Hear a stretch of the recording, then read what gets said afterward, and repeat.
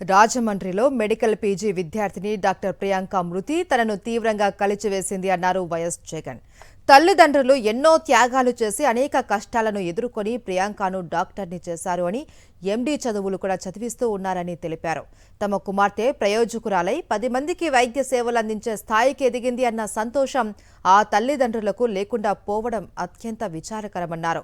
ఈ కష్టకాలంలో భగవంతుడు ఆ కుటుంబానికి మనోధైర్యాన్ని ప్రసాదించాలి అని కోరుకుంటూ ఉన్నట్లు ట్వీట్ చేశారు వైఎస్ జగన్. డాక్టర్ ప్రియాంక కేసులో ప్రభుత్వ వ్యవస్థలు, పోలీసు యంత్రాంగం నిర్వీర్యమైపోయిన తీరు మరోసారి బయటపడిందన్నారు జగన్.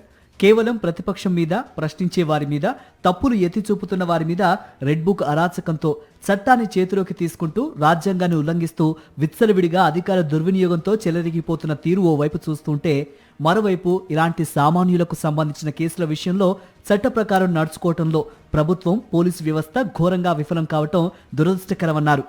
ఆగస్టు 3వ తేదీ రాత్రి ఘటన జరిగితే, ఆ ఘటన ఒక షాపింగ్ మాల్ గేటు బయట జరిగితే వాళ్లు మద్యం తాగి ఉన్నారని తెలిసిన వెంటనే సీసీ కెమెరాలు చూసి నేరం తీవ్రతను బట్టి కేసు పెట్టాల్సింది పోయి, దాన్ని సాధారణ యాక్సిడెంట్ కేసుగా చిన్నదిగా చూపించి నిందితులను కూడా వదిలేసి పోలీసులు చేతులు దులుపుకునే కార్యక్రమం చేయటం అత్యంత దారుణమన్నారు.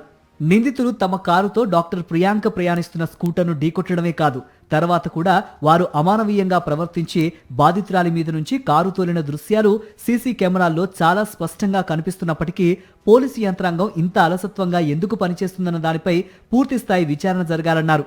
డాక్టర్ ప్రియాంక తండ్రి ఆవేదనకు ఈ ప్రభుత్వం, పోలీసు యంత్రాంగం తప్పకుండా సమాధానం చెప్పాల్సిన అవసరం ఎంతైనా ఉందన్నారు వైఎస్ జగన్.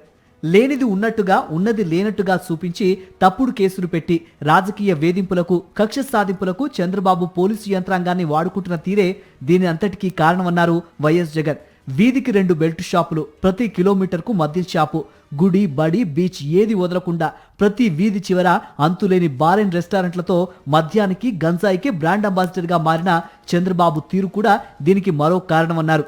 డాక్టర్ ప్రియాంక కేసులో వ్యవస్థల తప్పులను ఎత్తి చూపుతూ సోషల్ మీడియా ప్రశ్నిస్తూ ఉంటే వాటికి సమాధానాలు చెప్పలేక ఆ కాంటెంట్ కూడా చంద్రబాబు తన ప్రభుత్వ పోలీసులతో నిమిషాల వ్యవధిలో వాటిని తొలగిస్తున్నారని ట్వీట్లో పేర్కొన్నారు.